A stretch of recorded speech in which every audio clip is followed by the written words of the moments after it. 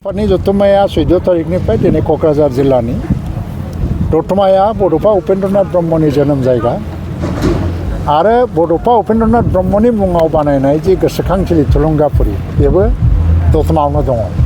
बावैसो सिगां आसामनि गिबि मन्थ्रिया थुलुंगाफुरिखौ मोनसे रायजिक समाधि हिसाबै गायसननो थाखाय खोथा होबाय बा फोसावबाय। रायजिक समाधि जानाय लोगो लोगो बियो मोनसे नेशनेल लेभेल स्टेन्डार्डनि मोनसे डेस्टिनेशन जागोन आरो बेखौ नायनो थाखाय बाहाय बहुत मानसिफ्रा फैगोन। दा बाहाय इनफ्रास्ट्राक्चारनि आंखाल दङ एसे आरो नायनो फैग्राफ्रा बहाबा जिरायनानै साहा पानि लोंनांगौ एसे जिरायनांगौ बेफोरनि आंखाल दं दतमायाव। बेजों रिलेटेड बहुत डेभेलपमेन्टआ बाहाय फैगोन। बे जथुम्माया बेनि थाखायनो गोनांथि दङ जे स्वाधीनतानि उनाव दुलाराय बर' फरायसा आफादा आलादा रायजो बड'लेण्डनि थाखाय सोमावसारबोदों आरो सोमावसारारि मोनसे आफाद हिसाबै भारतनि नखर मन्थ्रि एबा खुनु मिरुनि मन्थ्रिया एबसुनि समाव माने जथुम्माफ्राव बाहागो लाबोफेराखैमोन। गिबि खेबनि थाखाय नखर मन्थ्रि अमित शाहया बाहाय बाहागो लानो थांगासिनो दं। 16 तारिखआव बिथाङा फैगोन 16 मार्चआव आरो 14 मार्चआव धर्मेन्द्र प्रधान फैनायनि खोथा आरो अमित शाहजों लोगोसे आसामनि गिबि मन्थ्रि डक्टर हिमन्त बिश्व शर्मायाबो बाहाय बाहागो लानायनि खोथा। 16 तारिख दिनाव अमित शाहखौ बरायनो थाखाय फ्राय 2 लाखनिबो बारा मानसिया बाहाय थुबुर जाफैगोन। बिनि थाखाय थागथियारि जाबाय थादों। आं मिजिंथियो हानजा आफाद बायदिसिना आइडिय'लजिनि डिफारेन्सफोरखौ गारनानै बयबो जाहाथे बाहाय बाहागो लाफैयो आरो जाफुंसार जायो। खारन बियो भारतनिसो नखर मन्थ्रि बबेबा मोनसे हानजानिल' नङा आरो बाहाय हानजानि डिफारेन्सफोरखौ लालायनो नाङा। रायजो राजाफ्राव बयबो बाहागो लाफैनांगौ बुद्धिजिबि सानसुमैफ्रा।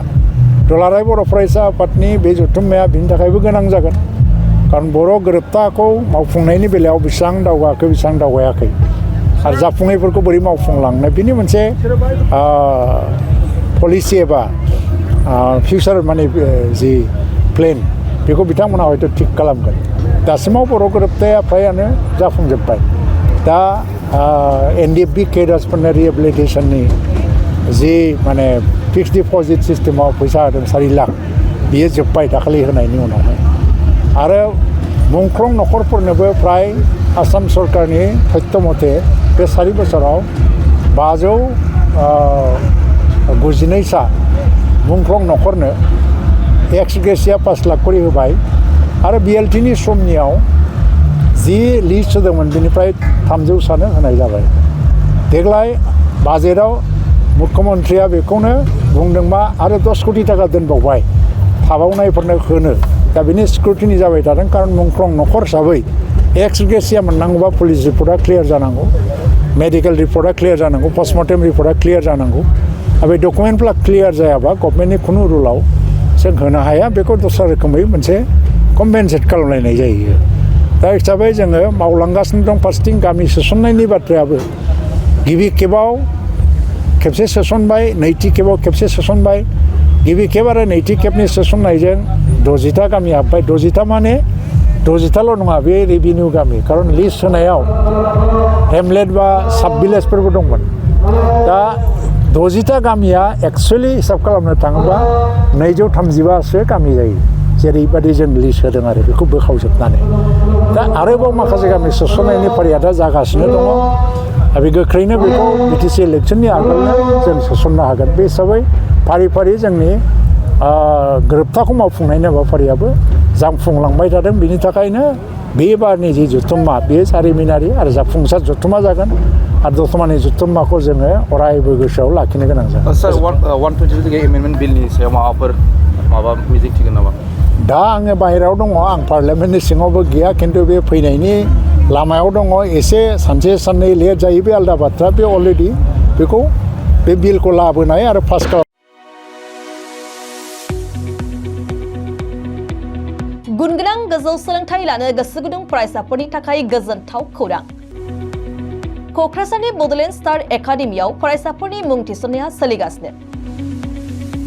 2025-26 सोलोंथाइ बोसोरनि थाखाय 6 थाखोनिफ्राय 9 थाखोसिम आरो HS फार्स्ट इयार आरो HS सेकेन्ड इयार थाखोआव फरायसाफोरनि गोदानै मुं थिसननाया सोलिगासिनो। क'क्राझार सहरजों नांजाबनाय साहा फारसे साखाथि तितागुरियाव थानाय बड'लेण्ड स्टार एकाडेमि क'क्राझाराव बड' मिडियामनि 6 थाखोनिफ्राय 9 थाखोसिम साइन्स आर्ट्स कमार्स स्ट्रिमाव बड' आरो इंलिश मिडियामाव एचएस फार्स्ट इयार आरो एचएस सेकेन्ड इयार थाखोआव फरायसाफोरनि गोदानै मुं थिसननाया दासान्दि सोलिगासिनो दं। रोंगौथि गोनां फोरोंगिरिफोरनि फोरोंथाय होनायजों लोगोसे गोबां उफ्रा सोलोंथायनि खाबुफोर जेरै डेली फ्री जेईई आरो नीट क्लास, जेईई नीट आरो कम्पिटिटिभ एग्जामनि थाखाय free mock test, English speaking class, daily GK class, career guidance, library facilities, personal attention. हौवासा आरो हिन्जावसाफोरनि थाखाय आलादा थाग्रा हस्टेल बायदि बायदि सोलोंथाय खाबुफोरजों गुनगोनां सोलोंथायखौ बे बड'लेण्ड स्टार एकाडेमियाव मोननो हागोन। बेनि अनगायैबो मेट्रिक आनजादाव 85% एबा बेनि बांसिन नम्बर मोननाय फरायसाफोरनो बेसेन लायालासे मुं थिसनथाय होगोन आरो बिपिएल नखरनि फरायसाफोरनो मुं थिसननायाव 20% रेहाय होनाय जागोन। अब्ला मानोथो गोबाव खालामनो, नोंथाङाबो गुनगोनां गोजौ सोलोंथाय लानो थाखाय क'क्राझारनि बड'लेण्ड स्टार एकाडेमियाव मुं थिसननायनि खाबुखौ लादो। बांसिनै मिन्थिनो थाखाय गाहायाव होनाय मबाइल नम्बराव फोनांजाब खालाम। मबाइल नम्बर 7638008149, 6003494371 आरो 6000034997।